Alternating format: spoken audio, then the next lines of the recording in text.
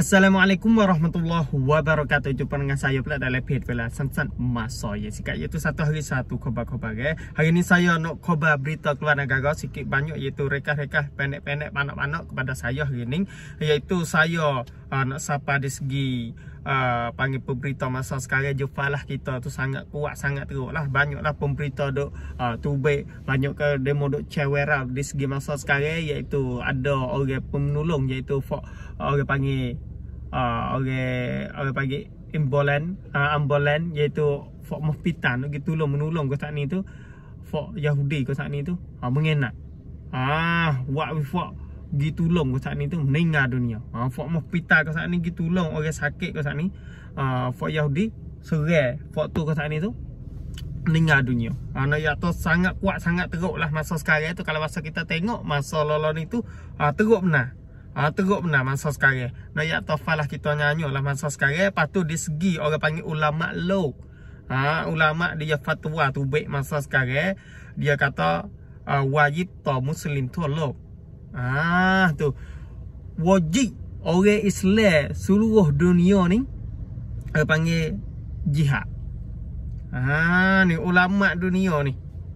Ulama law fatwa. Masa sekarang tu jadi berita viral lah masa sekarang tu wajib, iaitu wajib lah di segi orang Islam semua seluruh dunia duk tas bumi dunia semua ni wajib lah. Wajib kena apa? Wajib kena cara fak ni fak Yahudi ni duk buat zalim kepada Islam kita ni masa sekarang ni. Banyak lah di segi dia tu waktu be orang panggil puluh kara duan kanak makan ijtihad fatwa hang sahabat Islam Muslim law. Dia tu baik kata wajib semua orang Islam atas seluruh dunia. Wajib ke apa ada kak? Wajib kena jihad. Tu kita tengoklah di segi puluh kara, iaitu sepokor wajib campen to Muslim. Nah ya tu saya nak orang panggil saya nak buka kuam kepada fak kita lah.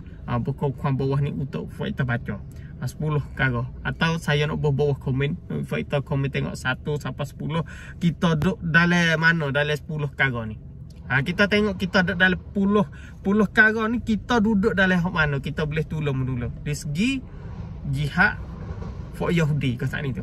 Masa sekarang tu kuat benar di segi mengenak, di segi wak zoling hak dia ke saat ni tu jadi jelas, jadi cerak.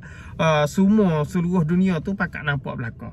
Lepas tu di segi orang panggil orang seluruh dunia orang panggil plakat cencuan, iaitu mengajak orang semua tepat 7, iaitu Isyak, hari Senin tepat 7 Isyak. Yang awal yud ngan beradu hijau semua. Yang kedua yud rian beradu ngaji. Lepas tu untuk apa? Untuk falah kita. Tu di segi mengajak, di segi cencuan. Nah ya masa sekarang tu kalau masa tubik fatwa tu wajib kita kena jihad semua. Masa sekarang.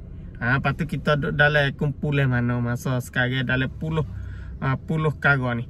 Saya pun kalau masa saya baca jadi panjang tak. Saya nak bawah komen untuk fak kita make gi baca, make gi tengok.